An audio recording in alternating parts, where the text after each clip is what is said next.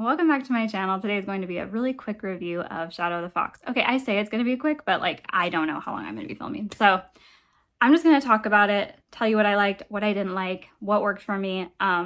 If you know anything about Japanese or even Asian folklore or mythology, there's going to be a lot of things that you're going to know about already.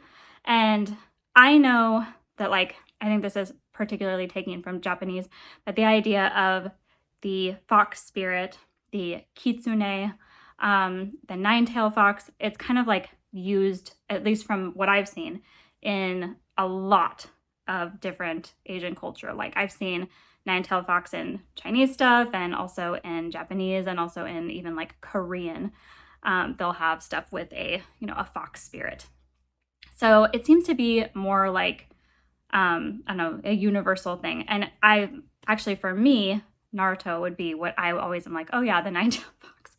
But I don't know, that's probably a bad example. Also, obviously fox spirits and wolf spirits are very heavily used in Inuyasha, which I also am familiar with. So I like this. It works for me. I think it felt like a lot of different elements I've already heard brought together, but not in a bad way, just because I read a lot of manga, have seen a lot of Asian dramas. I know these things, but it didn't seem like the story still works. It's not going to be anything new necessarily if you're already familiar with these things.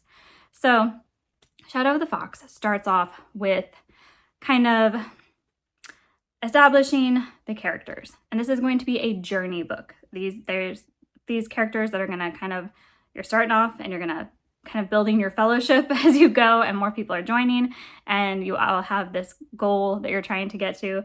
And I will say, overall, I like it.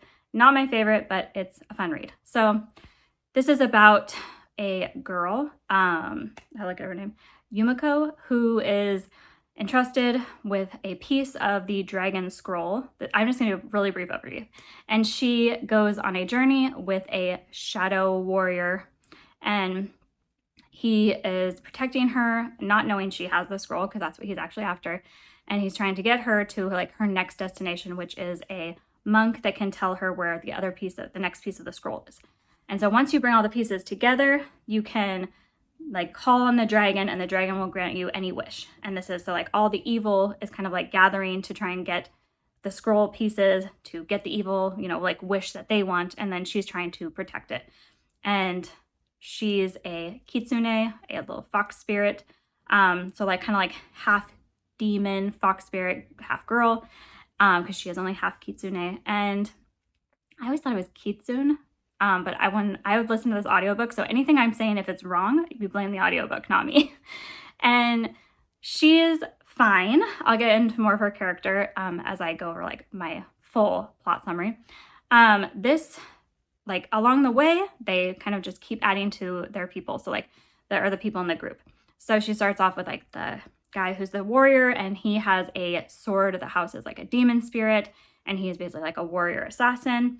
Then they meet a Ronin, who's a disgraced samurai, and he gets also involved, and then he's another person in the little group. Then they meet a nobleman, and then so it's kind of things are happening as very fellowship, questy, we're ticking off all our boxes to introduce these characters so that we can, I'm assuming these are all going to be for the setup of the next book. So you already know all the players, but you have to be introduced to them, and here's their backstory, here's what they're all about. And then, of course, along the way, they're constantly being attacked by demons and evil spirits and, things that are trying to stop them from getting the other piece of the scroll or take the piece that they have. And of course, Yumiko, the main character, has to make sure no one finds out that she has the piece of the scroll, because even the people that are with her, she can't really trust, because they're after it too. So, the main bad guy is, I guess it's just kind of overall evil, but there's a lady Satome, and she is a noble woman. She's the favorite concubine or something of the emperor. She's very favored, high up in the court, and she's obviously very evil. We know that from chapter 1. And she's going to be kind of the antagonist, main antagonist for this first book.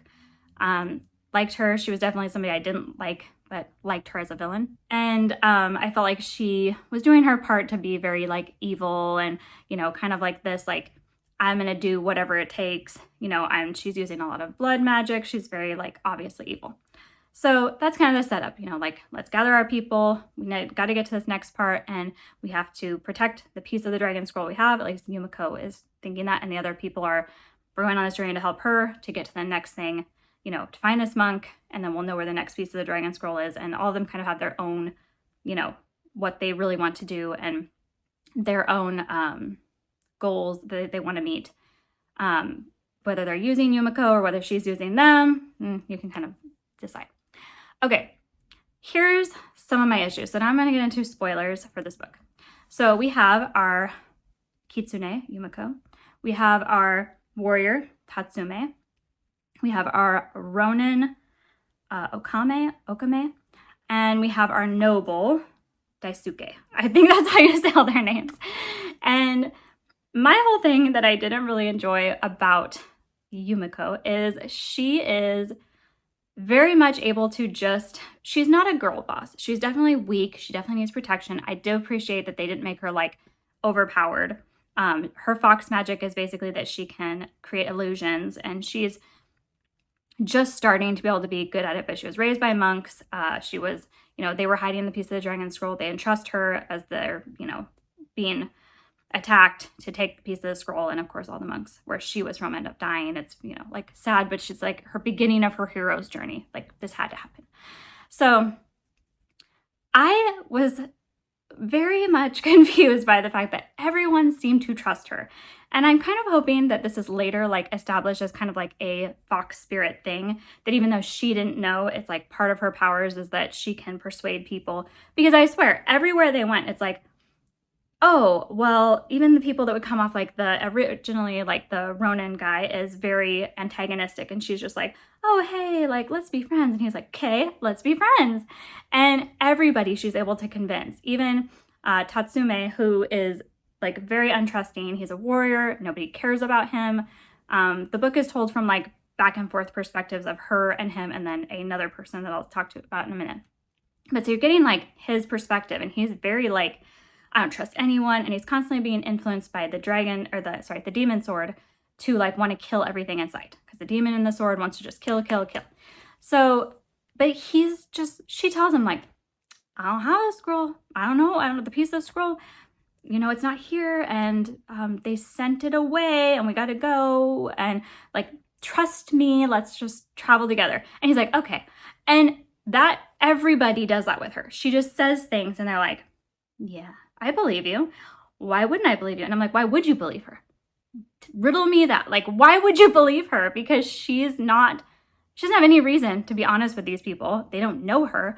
But I'm hoping that in the like later books, this is established as a power, because it felt very like main character. Like, she's the main character, and you know she's the main character because everybody just falls in line with what she needs. And that was a little bit, to me, I didn't love it. I felt like it kind of hindered her character, because it made it so that you're kind of like never in doubt that she's going to be able to do what she needs to do, because everybody just does what she wants. And the Ronin character, the other thing that bothered me, Okame, I don't remember. And he was the only one that I felt like this, but he would suddenly talk and it would sound really modern. And he'd be like saying things that I felt just like the flow was going, you know, we're in this like, you know, kind of ancient, you know, emperors and concubines and like, you know, shrines and temples. And it's like this whole mood. And then he would speak and I'm like, wait a minute, where are we? What time period is this? Because he was speaking way too modern. And the things that he was saying, like sarcastically to her and kind of like their banter back and forth, I was like, who are you? Are you a time traveler? I don't get it. Like, that was off-putting to me, that he was like, all of a sudden he would speak and I was like a different character from a different world. I'm like, if he's a time traveler, okay. He's very like sarcastic. He's kind of like, he doesn't care about anything. He's kind of like, I'm a disgraced samurai. I don't care about samurai. I don't care about the noble people. Like, I'm in it for me. Like, he drinks a lot. He's kind of like, people are like saying in the reviews, like, oh, he's kind of a rake, but I didn't really get that vibe. Every time I felt like he was saying things about Yumiko, I think it was just to get Tatsume to be mad, because I don't think he actually cared about her like that or was interested in her in a sexual way.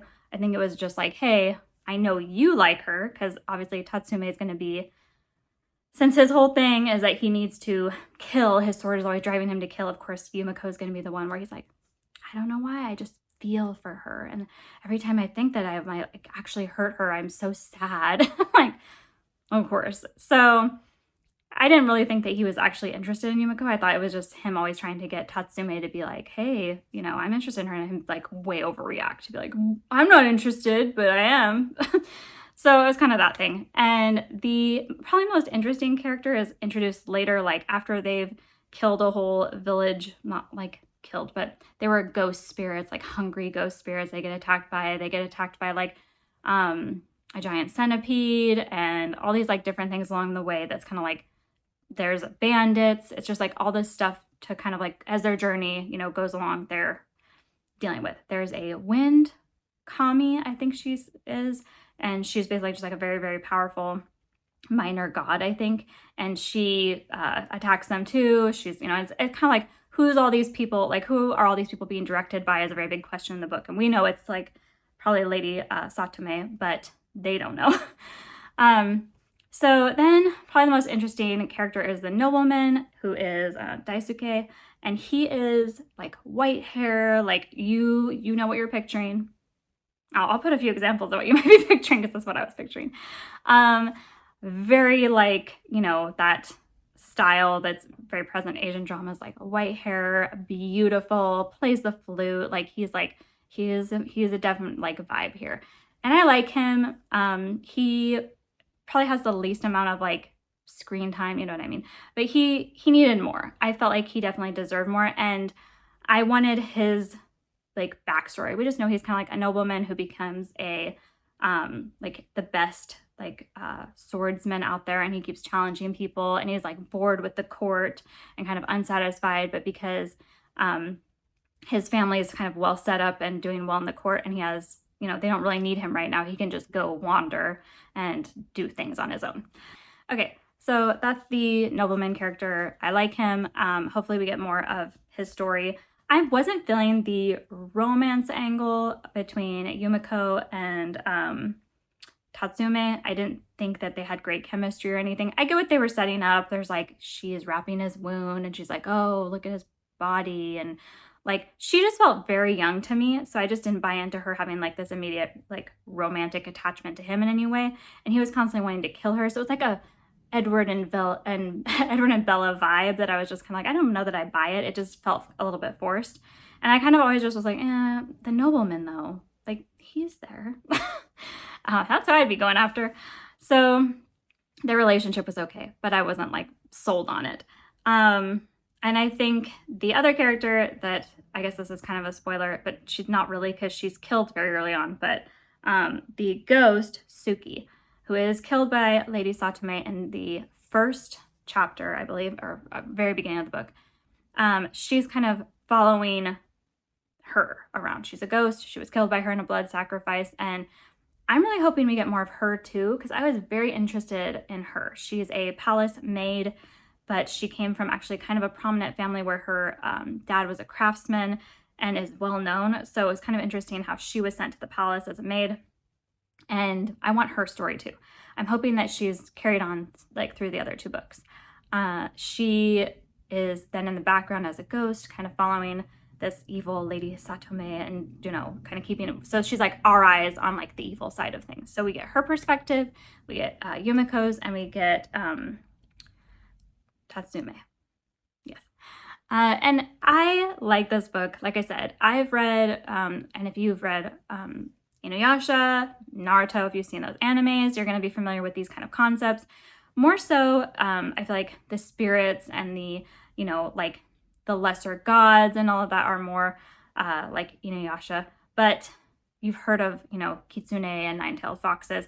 I always thought Kitsune was nine-tailed fox, like that was the same thing, but I guess it's just a fox spirit. So the other thing is, if you really like books like this, I would suggest Red Winter by Annette Marie, because it is very similar, definitely similar vibes, and I thought it was really well written. It's a bit different in that it's about a shrine maiden who is going to be sacrificed later. It's to basically be the like dwelling of a god. So she's going to house this god's spirit in her body, like she's just a vessel. And she thinks, and this is like not very spoilery because she finds out very early on, but slight spoiler, she thinks that she's going to keep her consciousness, and her and this kami, I don't know how you say it, this god is going to like live in her, and she's going to work with them together to like make the world better. But she finds out that's not the case. She's going to die as soon as this, great being, takes over. She's a goner, and kind of upsets her. And along the way, she meets a kitsune, well, a nine-tailed fox, and it's a guy. So she's kind of like, what are you doing? What's going on? And, there's some issues with him. Who is he? Who's this fox spirit?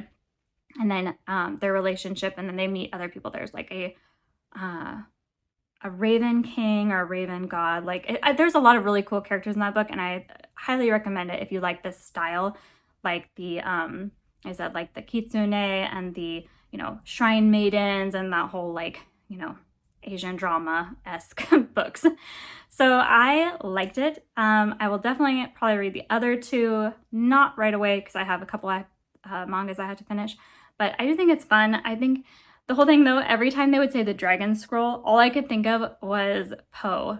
And like, I am the secret ingredient. Like that's all I could think about over and over again. And sometimes it's dragon scroll and sometimes it's the dragon prayer. I would have just gone with dragon prayer because for me it was like all I could think of was Kung Fu Panda. It's like every single time. But it's fun. It ends on a like not so much a cliffhanger, but with a kind of introduction of a unknown character coming in. I will say, spoiler, I do think it was a mistake, at least from my perspective, to kill Lady Satome at the very end of this first book because she was pretty good as villain.